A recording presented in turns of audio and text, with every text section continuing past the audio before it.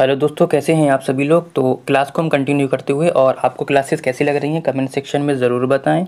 और PDF notes और ई book को प्राप्त करने के लिए और क्लास की पीडीएफ को प्राप्त करने के लिए आप हमारा टेलीग्राम चैनल ज्वाइन कर सकते हैं, जिसका लिंक मैंने डिस्क्रिप्शन में दे रखा है। ठीक है। और क्वेश्चन की सीरीज़ काफ़ी इंपॉर्टेंट है, आप लोग लास्ट तक बने रहिए और लास्ट में अपना स्कोर ज़रूर बताएं कि आपने कितना स्कोर किया है। ठीक है। और आंसर आप लोग कमेंट सेक्शन में देते रहिए वीडियो को पॉज करके, जिससे क्या होगा आप लोगों को आंसर याद हो जाएंगे। तो पहला क्वेश्चन स्क्रीन पर बिना देरी से हम शुरू करते हैं। कहता है कि अंडमान के द्वीपों में सुनामी किस वर्ष आई थी।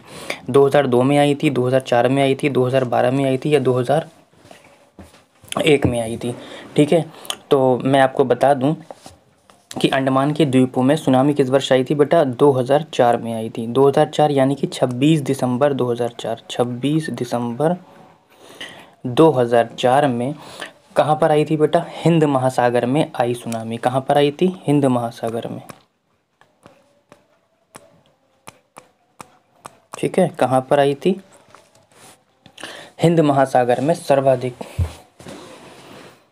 सुनामी का सर्वाधिक प्रभाव अंडमान व निकोबार द्वीप समूह पर पड़ा। ठीक है। इंडोनेशिया के उत्तरी भाग में रिक्टर पैमाने 8.9 की तीव्रता से आए भूकंप के बाद हिंद महासागर के भीतर उठी सुनामी ने भारत सहित कई देशों में क्या कर दी थी बेटा, भारी तबाही मचाई थी। ठीक है। आगे बढ़ते हैं, आप लोग कमेंट सेक्शन में आंसर देते रहिए। ठीक है। आंसर आप लिख कर देंगे ऐसे करके, यानी कि 2004 लिख कर देंगे, जिससे कि आंसर याद हो जाएगा। ऑप्शन नहीं देंगे कि 3, 2, 1 ऐसे नहीं देंगे। ठीक है। आगे बढ़ते हैं। क्वेश्चन कहता है कि हमारे देश के नीचे दिए गए किन दो राज्यों के लोगों का सर्वप्रिय भोजन इडली, बड़ा, डोसा, सांबर, नारियल की चटनी है। कहता है तेलंगाना और गुजरात की है, उड़ीसा आंध्र प्रदेश की है, तमिलनाडु आंध्र प्रदेश की है, या गोवा या केरल की है। तो 122 का बताना। देखो, दक्षिण भारतीय राज्य जैसे कि तमिलनाडु, जो दक्षिण भारत में रहते हैं, यानी कि जो तमिलनाडु हो गया, कर्नाटक हो गया, केरल हो गया, मैं सारे मेंशन कर देता हूँ।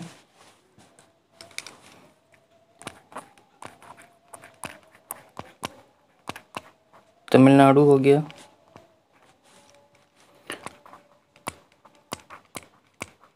कर्नाटक हो गया, केरल हो गया, आंध्र प्रदेश हो गया, और आपका तेलंगाना हो गया।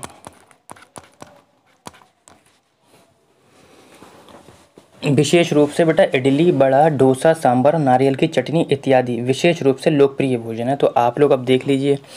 ठीक है। तो तमिलनाडु इसमें है, आंध्र प्रदेश इसमें है, ये दोनों मिल जाएंगे। तेलंगाना है, गुजरात नहीं है, आंध्र प्रदेश है, उड़ीसा नहीं है, केरल है, गोवा नहीं है। ठीक। ऑप्शन क्या हो जाएगा हमारा, 3 हो जाएगा। और यहाँ भी जहाँ जहाँ मैंने ये लिख दिया है, यहाँ पर भी आपका ये लोकप्रिय भोजन है। आगे बढ़ते हैं क्वेश्चन नंबर हम 23 की ओर। क्वेश्चन नंबर 123 कहता है कि मधुमक्खी के छत्तों के विषय में नीचे दिए गए कथनों पर विचार कीजिए। कहता है कि प्रत्येक छत्ते में बहुत सी रानी मक्खियाँ होती हैं जो अंडे देती हैं। दूसरा कहता है कि प्रत्येक छत्ते में कुछ ही नर मक्खियाँ होती हैं। छत्ते में बहुत सारी काम करने वाली मक्खियाँ भी होती हैं जो शहद के लिए फूलों का रस एकत्र करती हैं। चौथा कहता है कि यदि काम करने वाली मक्खियाँ ना हो तो छत्ता और शहद नहीं बन सकते हैं।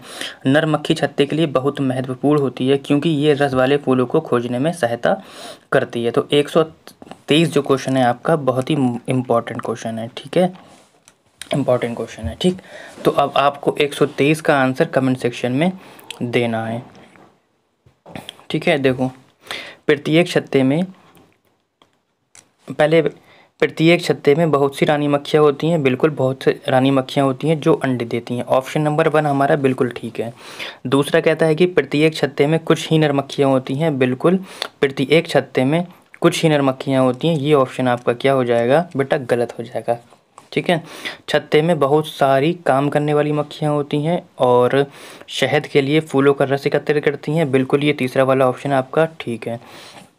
अब आप लोग आंसर अगर आपको नहीं भी पता है, जैसे कि मुझे ये वाला आंसर पता चल गया ऑप्शन की ये वाला गलत है, तो यानी कि अब ऑप्शन नंबर 2 जिसमें भी होगा वो ऑप्शन हमारा आंसर हो नहीं सकता। देखो, ऑप्शन नंबर 2 इसमें है, ये नहीं हो सकता। ऑप्शन नंबर 2 हमारा इसमें है, ये नहीं हो सकता। ठीक है। चौथा ऑप्शन कहता है, 2 ऑप्शन कट गए ना हमारे। अब चौथा ऑप्शन कहता है हमारा कि नर मक्खी छत्ते के लिए बहुत महत्वपूर्ण होती है। यही ऑप्शन आपका गलत है कि नर मक्खी जो होती है छत्ते के लिए महत्वपूर्ण नहीं होती है, रानी मक्खी होती है। यानी कि अब ऑप्शन नंबर 5 जहाँ जहाँ भी होगा वो ऑप्शन हमारा गलत होगा। देखो 5 ऑप्शन यहाँ पे है हमारा, 5 ऑप्शन यहाँ पर भी है, बचा क्या चौथा वाला ऑप्शन।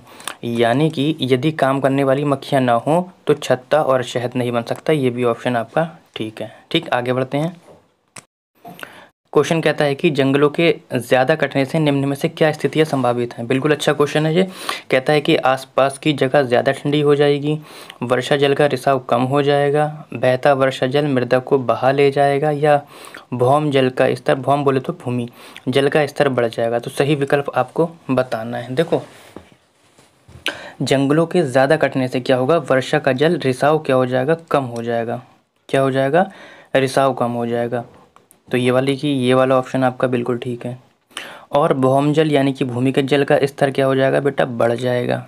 ये वाला ऑप्शन भी ठीक है आपका, है ना। जंगलों के कटने से पर्यावरण पर विपरीत प्रभाव पड़ता है। इस कारण से जैव विविधता की स्थिति भी निरंतर क्या हो जाती है बेटा, गिरावट होती जा रही है। और जंगल या वन जल चक्र बनाए रखने, जानवरों को रहने, पर्यावरणीय संतुलन बनाए रखने व मिट्टी की क्षरण इत्यादि बनाए रखने के लिए बड़ी भूमिका निभाते हैं। परंतु जनसंख्या वृद्धि, कृषि विस्तार, शहरीकरण व औद्योगिकरण इत्यादि के कारण जंगलों की कटाई निरंतर होती जा रही है, जो मानव जीवन के लिए क्या होती जा रही है बेटा, घातक होती जा रही है। यानी कि आपका ऑप्शन नंबर क्या हो जाएगा, दूसरा और चौथा किस में है, 4 में है। अब जैसे कि अब आपको इसका आंसर नहीं पता है, ठीक, लेकिन आपको ये तो पता है कि अगर जंगलों में ज़्यादा लकड़ियाँ कटेंगी, पेड़ कटेंगे तो क्या क्या होता है, आसपास की जगह ज़्यादा ठंडी हो जाएगी। नहीं, ये ऑप्शन गलत है। जब पेड़ कट जाएंगे तो जगह जो हुई ठंडी नहीं होगी, जब पेड़ होंगे तब ठंडी हुई। यानी कि ये वाला ऑप्शन गलत हो गया। अब ऑप्शन नंबर 1 जिसमें भी होगा वो गलत होगा। ये नहीं, देखो ये देखो कट गए 2 ऑप्शन, 2 बचे। कहता है बहता जल जल मृदा को बहा ले जाएगा। बहता जल जो है जल मृदा को बहा ले जाएगा, ये तो ऑप्शन ठीक लग रहा है मुझे।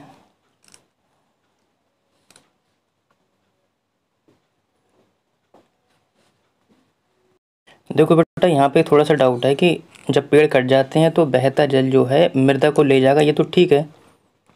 ये वाला भी ऑप्शन ठीक है आपका, ठीक है। तो इसमें तो ऑप्शन दे नहीं रखे हैं तो आप लोग ऐसे ही लगा लेंगे। आगे बढ़ते हैं 125 की ओर। और क्वेश्चन नंबर 125 कहता है कि कोई एक्सप्रेस ट्रेन 144 किलोमीटर की दूरी 2 घंटे में तय करती है। इस ट्रेन की मीटर प्रति सेकंड की चाल बताना है आपको। तो चाल बराबर फॉर्मूला बेटा होता है, तो मैं इसको सॉल्व करने के लिए थोड़ी सा स्पेस ले लेता हूँ। क्वेश्चन आप लोगों ने पढ़ लिया है।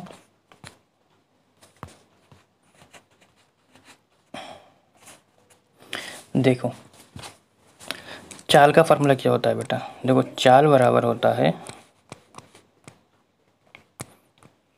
दूरी बटे समय, ठीक है। चाल तो पूछी है हमसे लेकिन मीटर पर सेकंड में पूछी है, ठीक है। क्या पूछी है, मीटर पर सेकंड में।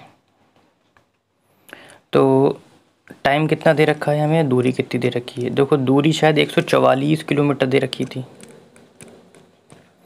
और टाइम हमारा 2 घंटे दे रखा था। ये हमारा काय में आंसर आएगा, किलोमीटर प्रति घंटा में आएगा।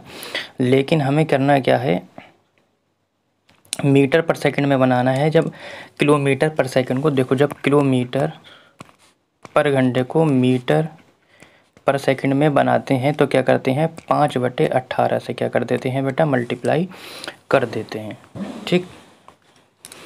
लेकिन जब मीटर पर सेकंड से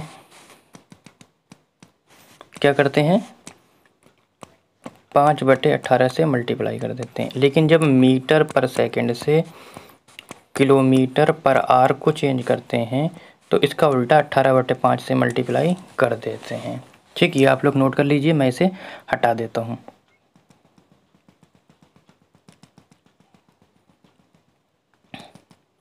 तो अब मैं क्या करूँगा, यहाँ पे 5/18 से मल्टीप्लाई कर देता हूँ। ठीक, 2 से काटता हूँ, 2 सत्ते 14, 2 दूनी 4, 18 चौक 72 आ जाते हैं और 4 पंजे 20 आ जाएगा मीटर पर सेकंड, आपका आंसर हो जाएगा। ठीक, क्लियर हो गया।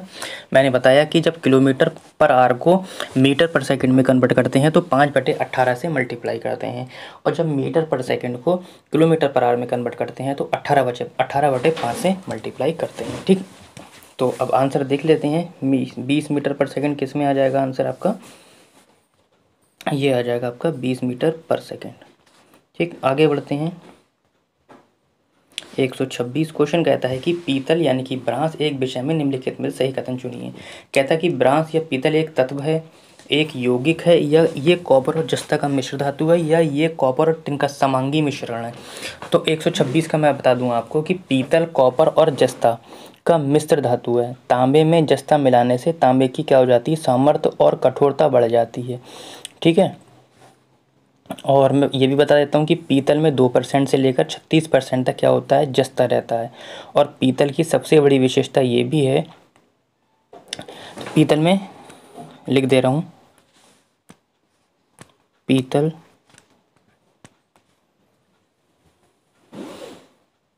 इसमें 2% से लेकर 36% तक क्या होता है बेटा, जस्ता होता है। ठीक है, इससे निर्मित वस्तुएं अधिक टिकाऊ और क्या होती हैं, आकर्षक होती हैं। ठीक है, तो ये ऑप्शन हो जाएगा आपका, ये कॉपर और जस्ते का होता है मिश्र धातु। आगे बढ़ते हैं। कथन और कारण वाले क्वेश्चन तो मैं आपको बता चुका हूँ कैसे करना है, फिर एक बार बता देता हूँ। जब भी कथन कारण तर्क वाले क्वेश्चन आएंगे आप कुछ देर के लिए इसे इग्नोर कर दीजिए कि ये कथन भी नहीं है ना ये कारण है। अभी आप इन दोनों को ऐसे पढ़ लीजिए जैसे कि ये आपके ऑप्शन दे रखे हैं। ठीक है, उसके बाद बताता हूँ क्या करना है। सबसे पहले ऑप्शन को समझ के पढ़िए कि मधुबनी राजस्थान के जैसलमेर में विशेष रूप से प्रचलित कला है। ठीक, इसमें चित्रों में उभार लाने के लिए चावल के रंगीन पेस्ट का प्रयोग किया जाता है। तो आपको ये बताना है। देखो, मधुबनी राजस्थान में नहीं है, मधुबनी बेटा कहाँ है, बिहार में है, इसलिए ये वाला ऑप्शन आपका गलत हो जाएगा, यानी कि ए गलत है। तो ए, अब ऑप्शन देख लो ए कहाँ कहाँ गलत है। देखो यहाँ पे लिखा है ए सही है, यानी कि ये गलत है। ए गलत है, ये हो सकता है ए और आर दोनों सही है, ये भी गलत है। ए और आर दोनों गलत हैं। अभी रुक जाते हैं। फिर कहता है कि इसमें चित्रों में उभार लाने के लिए चावल के पेस्ट का प्रयोग किया जाता है। ये ऑप्शन आपका बिल्कुल ठीक है, प्राकृतिक रंग का प्रयोग किया जाता है। जैसे कि आपकी पत्ते हो गए, उसको पीस कर चावल हो गया, उसका घोल बनाकर हल्दी हो गई आपकी, तो इस तरीके से बनाया जाता है। तो ये वाला भी ऑप्शन आपका गलत हो जाएगा, यानी कि ए गलत है किंतु आर सही है। ठीक, थोड़ा इसके बारे में समझ लेते हैं। देखो मधुबनी जो है बेटा, मैंने भी बताया आपको, बिहार के कहाँ पे, मिथिलांचल में विशेष रूप से प्रचलित कला है, जिसके अंतर्गत दरभंगा, मधुबनी और समस्तीपुर जिले के क्षेत्र आते हैं। इस कला में फूल, पत्ती, जानवर है ना, मनुष्य एवं पक्षी आदि के चित्र बनाए जाते हैं। इसमें चित्रों में उभार लाने के लिए चावल के रंगीन पेस्ट का प्रयोग किया जाता है। साथ ही इनमें प्राकृतिक रंगों का प्रयोग भी किया जाता है, जैसे कि हल्दी, नील, पेड़ पौधों एवं गोबर आदि से प्राप्त लिए जाते हैं। ठीक है, तो आप लोग अच्छे से सुनते रहिए। ठीक है, ज़रूरी नहीं है जो क्वेश्चन यहाँ पे दे रखा है वही आएगा, जो मैं बोल रहा हूँ वहाँ से भी क्वेश्चन आ सकता है। आगे बढ़ते हैं। अब इस क्वेश्चन को देख लेते हैं, और कहता है कि नीचे दिए गए उन 3 राज्यों के समूह को चुनिए जिनके सभी राज्य के तट अरब सागर पर स्थित हैं। ठीक, बहुत ही अच्छा क्वेश्चन है। अरब सागर ये वाला पोर्शन है, ठीक है, हिंद सागर ये वाला, और बंगाल की खाड़ी इधर वाला है ना। तो हमें बताना है कि जो अरब सागर की ओर स्थित हैं। तो थोड़ा सा क्वेश्चन छोटा, या पहले समझ ही लेते हैं इसको बड़ा कर। देखो इधर अगर ऐसा भी 2 क्वेश्चन, 3 तरह के क्वेश्चन पूछता है कि बंगाल की खाड़ी से जुड़े हुए राज्य कौन से हैं, तो ये वाले हैं। अरब सागर से जुड़े हुए राज्य कौन से हैं, ये वाले हैं। ठीक, ऐसा भी पूछ लेता है क्वेश्चन। तो फिलहाल हमसे उसने पूछा है कि अरब सागर से जुड़े हुए राज्य हमें बताना है। देखो एक तो गुजरात हो गया हमारा, एक मुंबई महाराष्ट्र हो गया, गोवा हो गया, कर्नाटक हो गया, आपका केरल हो गया, यही तो है ना अरब सागर से जुड़े हुए, यानी कि अरेबियन सी। तो अब ऑप्शन आप देख लीजिए, अगर वो ये पूछता तो बंगाल से जुड़े हुए, बे ऑफ बंगाल से जुड़े हुए, यानी कि बंगाल की खाड़ी से जुड़े हुए राज्य बताओ, तो ये आ जाते आपका वेस्ट बंगाल, उड़ीसा, आंध्र प्रदेश, तमिलनाडु आ जाता। फिलहाल हमसे ये वाले पूछे हैं, अब इसमें से एक एक करके आप लोग देख लीजिए कि कौन कौन सा आपका ऑप्शन आ जा रहा है। ठीक, देखो केरल है, कर्नाटक है और महाराष्ट्र है, गुजरात भी है, महाराष्ट्र भी है, तमिलनाडु भी है, आंध्र प्रदेश, गुजरात, तेलंगाना, केरल, कर्नाटक और इस तरीके से आपको इसमें से क्या करना है, चेक करना है कि आपका कौन सा होगा। तो ऑप्शन हो जाएगा आपका केरल था, है ना, कर्नाटक था और क्या था, महाराष्ट्र था। ठीक, तमिलनाडु नहीं आएगा बेटा, तमिलनाडु क्यों नहीं आएगा, वो होता है आपका, सॉरी, तमिलनाडु नहीं आएगा, वो होता है आपका इस साइड में। ठीक, आंध्र प्रदेश नहीं आएगा, उड़ीसा नहीं आएगा, ये सब किधर होते हैं, बंगाल की खाड़ी की तरफ होते हैं। आगे बढ़ते हैं क्वेश्चन नंबर 139 की ओर। बहुत ही अच्छा क्वेश्चन है और कहता है कि निम्न में से कौन सा युग्म सुमेलित नहीं है। एक तरफ राज्य और एक तरफ व्यंजन दे रखे हैं। कहता है हरियाणा में बाजरा खिचड़ी खाई जाती है, झारखंड में मंडुआ रोटी खाई जाती है, मेघालय में तुंगताप यानी कि मछली की चटनी खाई जाती है, केरल में लिट्टी चोखा खाया जाता है। तो 129 का आपको बताना है। देखो, लिट्टी चोखा बिहार का मुख्य व्यंजन है, ना कि केरल का। लिट्टी चोखा जो है ये आपका कहाँ का है, बिहार का है, ना कि केरल का। यानी कि ऑप्शन नंबर हमारा क्या हो जाएगा, यही वाला गलत हो जाएगा। यानी कि हरियाणा में बाजरा और खिचड़ी खाई जाती है, ऑप्शन ठीक है आपका। झारखंड में मंडुआ रोटी खाई जाती है, ये भी ठीक है। मेघालय में तुंगताप खाया जाता है, ये भी आपका ऑप्शन ठीक है। ठीक, आगे बढ़ते हैं आज के सेशन का लास्ट क्वेश्चन की ओर। और केचुए के संबंध में एक क्वेश्चन ज़रूर आपका इस एग्ज़ाम में देखने को मिलेगा, इसलिए आप लोग अच्छे से लास्ट तक बताएं कि आपने कितने क्वेश्चन किए और क्वेश्चन को स्किप नहीं करना है। इंपॉर्टेंट क्वेश्चन है कि केचुए के बारे में नीचे दिए गए कथनों पर क्या करना है, आपको विचार करना है। ओके, कहता है केचुए खेत में छेद बनाते हैं जो वायु और जल के मृदा तक पहुंचने के लिए आसान रास्ता प्रदान करते हैं। बिल्कुल ऐसा होता है जब वो केचुए, आपने देखा होगा कि ज़मीन में खेतों में छेद होते हैं बने हुए, वो किसके द्वारा बनाए जाते हैं, केचुए के द्वारा। तो इससे क्या हो जाता है, इसमें वायु पहुंच जाती है और जल भी आसानी से पहुंच जाता है। ऑप्शन नंबर 1 हमारा बिल्कुल ठीक है। कहता है केचुए खेत में छेद बनाकर ज़मीन को पोली बनाते हैं। बिल्कुल पीली नहीं है बेटा, पोली होगा यहाँ पे, पोली बना देते हैं, ये भी ऑप्शन आपका ठीक है। फिर कहता है कि केचुए मुख्य फसल को खरपतवार से बचाते हैं, ये गलत है आपका ऑप्शन। यानी कि अब तीसरा ऑप्शन जिसमें होगा वो हमारा उत्तर नहीं होगा। तीसरा ऑप्शन इसमें है, ये नहीं होगा, ये नहीं होगा, तो या तो अब ये होगा या तो अब ये होगा। कहता है केचुए का मल मृदा को उर्वर यानी कि उपजाऊ बनाता है। बिल्कुल, जो केचुए का मल है वो क्या करता है, मृदा को उपजाऊ बनाता है। यानी कि पहला, दूसरा और चौथा ऑप्शन किस में है, ऑप्शन नंबर 4 में है। तो आज के लिए इतना ही। और क्वेश्चन की सीरीज आपको बेटा कैसी लगी कमेंट सेक्शन में ज़रूर बताएं, और आपने कितना स्कोर किया ये भी।